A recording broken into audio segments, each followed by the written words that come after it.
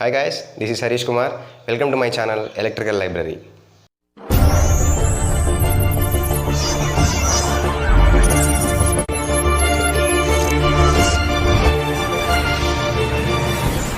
Yes, in my last video I have explained the objective of electrical engineering. In that I mainly focused on one thing. What is that? Quality of electricity. What are the quality measures here? One thing is reliability, another thing is cost.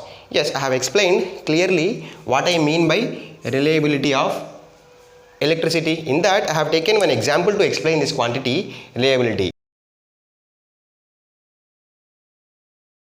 Let me take an example of one industry whose revenue is 1 lakh rupees. 1 lakh rupees if the industry continuously works for 24 hours. If the industry works for 24 hours. Because of some reason, as an electrical engineer, you haven't given this 24 hours continuous power supply, rather you have given only for 20 hours.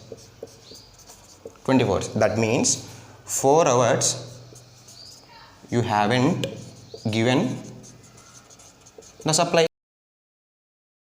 In that I haven't explained why that 4 hours of deficit of electrical energy is there for that industry, or why the electrical engineers are not giving the electricity for that 4 hours also.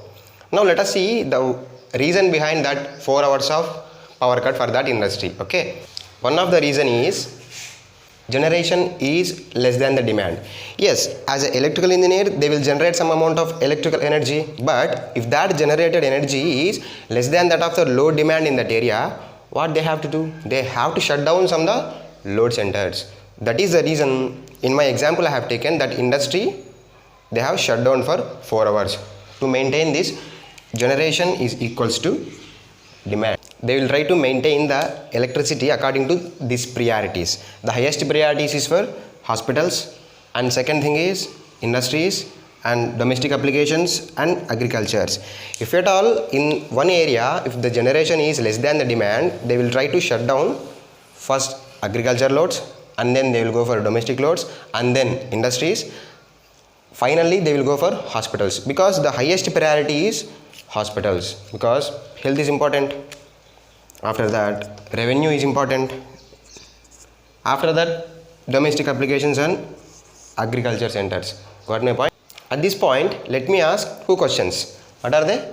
How do they know generation is less than the demand? And the second question is, why don't they increase the generation if at all the demand is greater than the generation? Okay, so let me answer the first question. How do they know generation is less than the demand? Yes, each and every state will have one SLDC. What is that? SLDC, State Load Dispatch Center. SLDC stands for State Load Dispatch Center. In that SLDCs, they will have the data about the generation and they will have the data about the load. They will try to balance those two. Now let me answer the second question. What is that? Why don't they increase the generation? See, before starting constructing a generating company, first they have to see what is the load in that area. How do they know? They have to go for a load survey. Depending upon the load survey, they will try to construct a generating station. This is generating station. This is for example area. They have to feed this area. Okay. Based upon the load survey, if they get 100 megawatts is this load, they will try to generate 100 megawatts here. But if this happens 100 megawatts, there will be no power cut issues. But why we are getting power cut issues? Because just to construct one generating station, how many years they have to spend? Do you know? Approximately 2 to 4 years they have to spend just to feed this load. Do you think in that 2 to 4 years this 100 megawatts load will be as it is? No, yeah. Definitely load will increase in that 2 to 4 years also. Then if you try to generate only 100 megawatts here, for example in that 4 years the increment in load is, let's say for example 120 megawatts. That means extra 20 megawatts load has been increased. who has to feed this load? Are you getting my point? They have to shut down this load at one point of time. There we will get power cut issues. Yes, we have discussed the reasons for the power cuts. One of the reason is generation is less than the demand, and the second reason is faults. Yes, if at all you get a fault, for example, let me take a fault like this. This is a tower. These two wires are going like this. For example, your home is in this area. Assume this as home here because I'm poor at drawing the things. Okay, from this line you are getting supply for your home.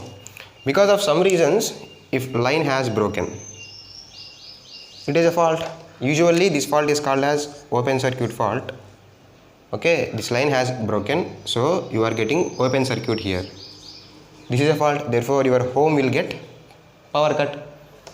This is one of the reason, fault. And the next thing is repair and maintenance. Yes, let me take this example itself.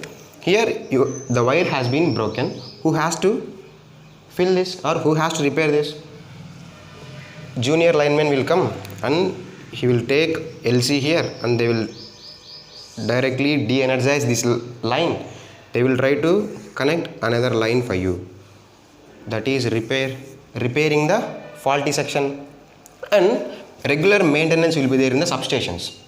Okay, what is maintenance and all? It's waste of time to discuss all those things. Just to maintain one transformer, they will try to shut down the entire supply for the substation, therefore you will get power cut. Okay, so there are multiple reasons why you get power cuts in the regular life. So please don't try to abuse the electrical engineers every now and then if you get power cuts. Okay.